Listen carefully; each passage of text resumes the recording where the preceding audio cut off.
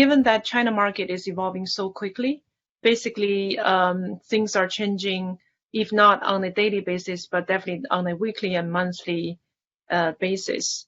So when you talk to data vendors, you really need to understand and find out how they actually can catch up with the changes in the capital market.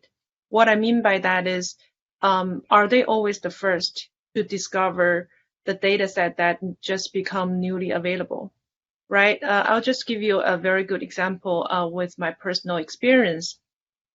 We did some corporate governance analysis for 2 years in a row back in 2019 and 2020 for the Asia market. And we try to develop our own corporate governance score based on the available data sets from the annual reports, from the quarterly reports issued by the corporates.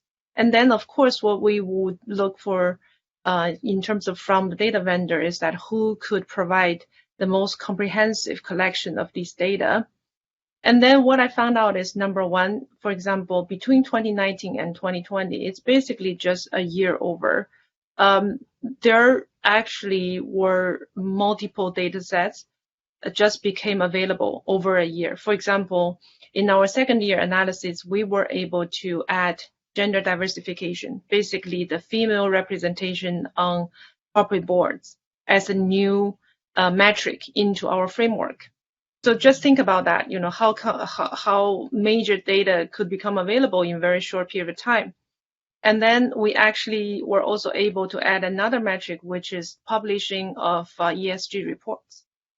So this reflects the capability of a vendor who could capture these new changes and incorporate these changes into their data sets. This also reflects the fact that how quickly the Chinese corporates can catch up with the global trend and try to present themselves in front of global ESG investors. So I think data vendor needs to be very, very sensitive to what's going on in the market and what data has just become available. And of course, they need to make sure that the data is accurate and comprehensive.